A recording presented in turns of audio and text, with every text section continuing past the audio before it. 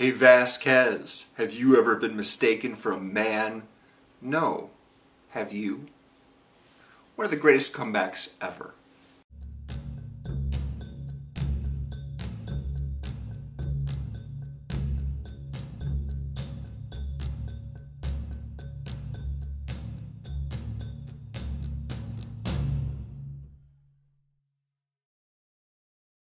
Hi everyone, welcome back to my series, The Decades of Action Challenge. Inspired by a series called The Epic Film Challenge by Forker Ball and Razorwire Reviews. They're going through a book called 1001 Movies You Must See Before You Die, watching various entries and making videos about what they think of them.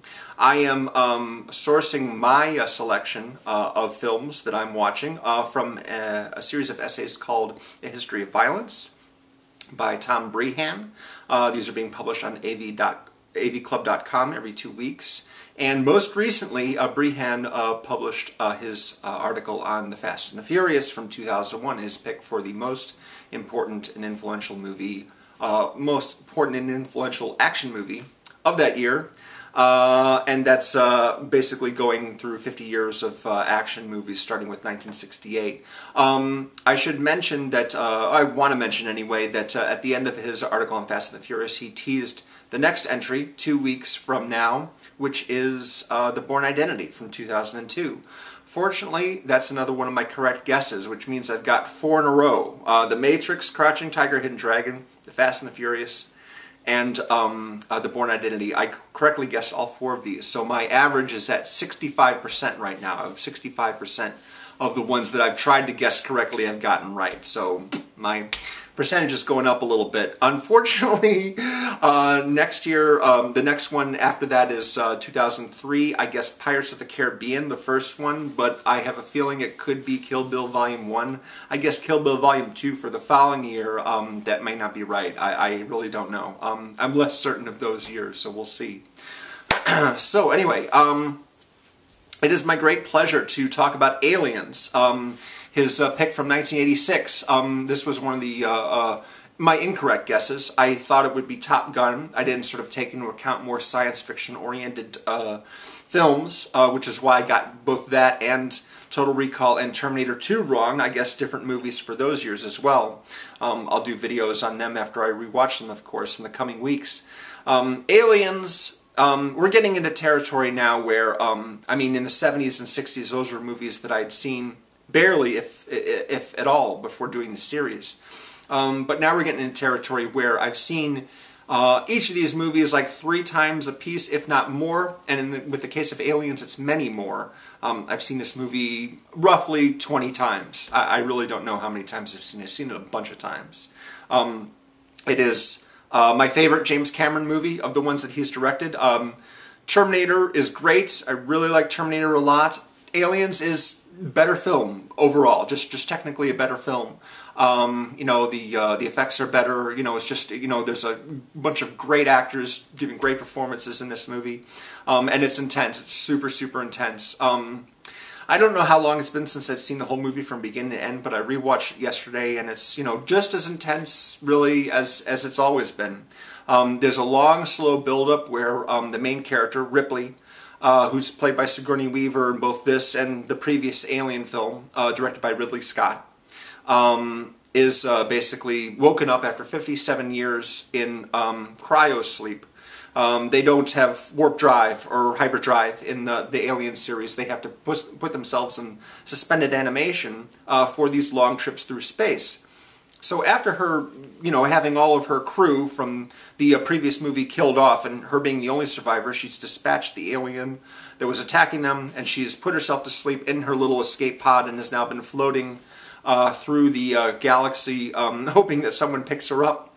And someone does, but it takes a long time, 57 years, which means that the daughter who is waiting for her back on Earth has grown up, grown old, and died without her even, you know, being around.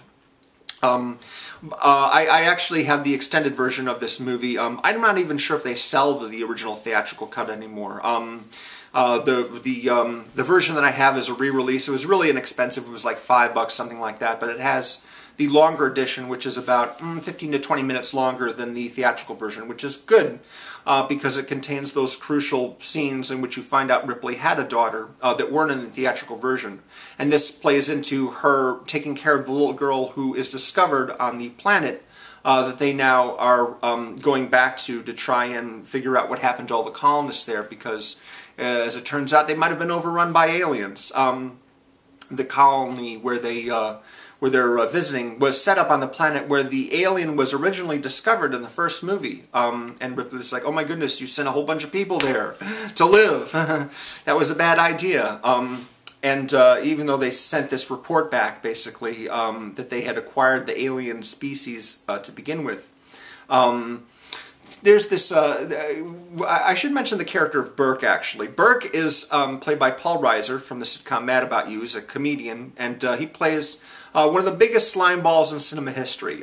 He outwardly seems to be like a really agreeable, nice guy at first, wants to help Ripley, and asks her to join up with the colonial marines on their mission to go to the planet and investigate what's gone wrong with the colony. He's going there as well. And what I like about rewatching this movie is looking for the little clues that he's really not a good guy. In each one of these movies, it seems like there's one human that's working against all the other humans, despite the fact that they all need to work together to avoid being killed by the aliens. In the first movie, it was Ash, who turns out to be an android, played by Ian Holm. And there's a new android in this movie, Bishop, who's played by Lance Henriksen, but he turns out to be, a strong ally.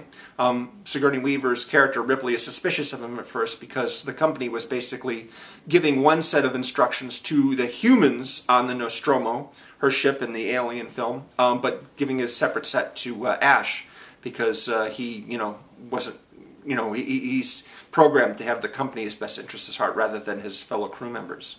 Anyway, getting off topic here. The reason why Breihan picked this instead of Top Gun or one of the other action movies is because, A, it's so incredibly well made, but also of the character of Ripley being like the real template for the female action hero character. And, it's a great character, and Sigourney Weaver is fantastic in this movie.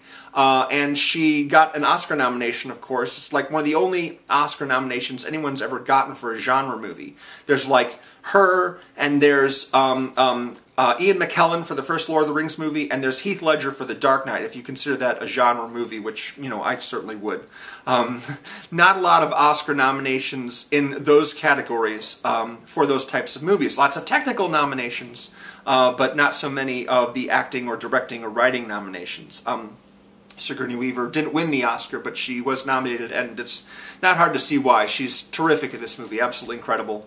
My favorite moment probably in the whole movie is one where she's in an elevator heading down into the bowels of the base, armed to the teeth, and she's getting ready to confront the aliens and rescue someone, and she just takes a second to kind of close her eyes and breathe deep and just gather her strength, and then she puts her game face on right before the elevator doors open, and she wields her flamethrower / rocket launcher / machine gun, ready to gun down anything in her path. All the characters in this movie are really fun. It's funny, there are so many less characters in the first Alien movie, but I can only name 4 of them: Ripley, Dallas, Kane, and Ash. And there's 3 other characters whose names I can't remember. On the other hand, I can remember a bunch of characters' names from this movie, even though they don't get nearly as much screen time.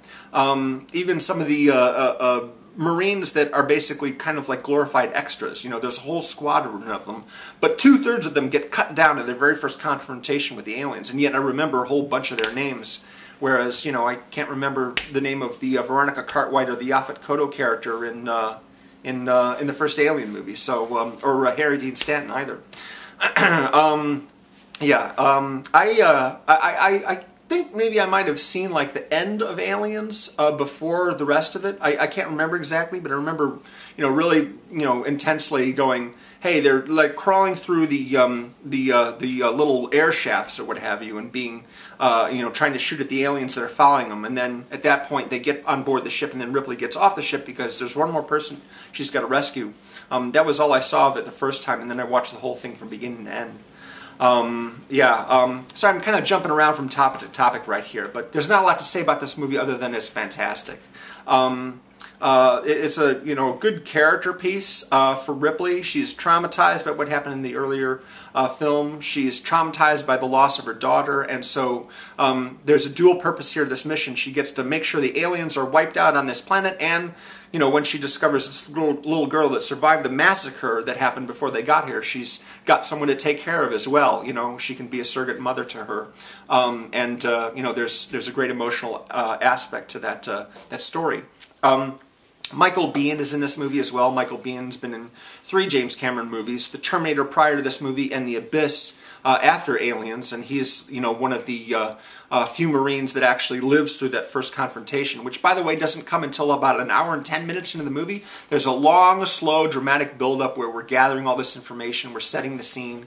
And that's what's great about this movie, is the way that it's structured, the way it's written, is just basically putting one obstacle, one more thing to deal with after another in front of these characters. First they have however many hours to complete the mission, and then it's down to 12 hours, and then it's down to 4 hours because their gunfire accidentally ruptured the cooling system on the nuclear reactor, and so it's going to go sky high, and they got to get out of there before that happens. I'd say the only real issue that I have with this movie, and unfortunately it's a really iconic scene with a really iconic line of dialogue, and you know which one I'm talking about. At the very end of the movie, there's one more fight between Ripley and the leader of the aliens, and it just seems like totally unnecessary.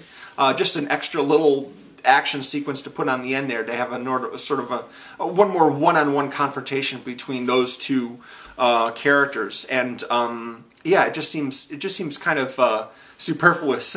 I mean, the movie already has a really intense climax with Ripley going down to the bowels of the colony, rescuing one person, and then coming back out again, and just barely making it before the whole place goes sky high, and to have that one scene at the end right here, that one extra scene. I know everyone really likes that scene a lot, but it does seem like a little unnecessary, especially considering, it's just, I don't know, it just seems a little bit too contrived. It does have a really great piece of music, though, at the end. At the very, very end of that scene right there, that last music cue by James Horner, did a great score for the film. It's just a classic, and one that was reused quite a lot in different other trailers for movies that came after it. Yeah, not a lot to say about that besides that. Sorry I jumped around, very, very scattered review right here. But yeah, really enjoyed the movie overall. It's a really, really strong picture. Of course, I should mention Bill Paxton, who is great as Hudson, and probably my biggest laugh in this movie on the most recent time I saw it is when, they're talking about going outside to connect to a satellite dish to call down the other ship. And he's just like, with those things running around, you can count me out. And then Bishop's like, oh, I'll go. I can go and do it. And he's just like, yeah, that's right, Bishop should go. Good idea. Just like, you get the point, he doesn't want to do it. And, I found it really funny. It's a great movie. Terrific movie. The next one, the next video I'll do will be on 1987. That would be the buddy cop movie Lethal Weapon from 1987, which I think I mentioned just now. Richard Donner directed it, and Mel Gibson and Danny Glover, of course, are the leads in that one, and that's a very influential movie as well. It's Breihan's pick for 87.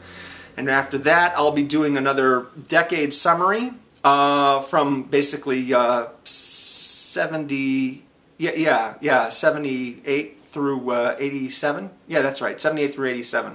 I'll do another one of those summary videos on the decades so far, and that's 2 decades down, 3 to go.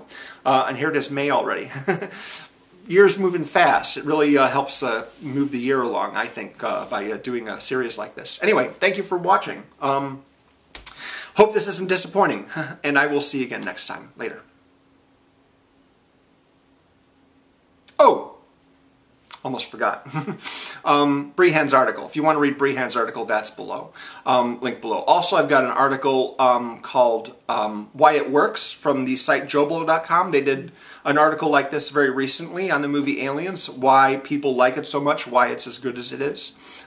There's an honest trailer that just came out for Aliens, and I'm not sure, but I think Luke and Connie on Razorwire Reviews might have done an Epic Film Challenge review of Aliens. I'll have to look into that, but if they have, I'll link that below as well, so you'll get a chance to take a look. Okay, now I'm going for real. Bye.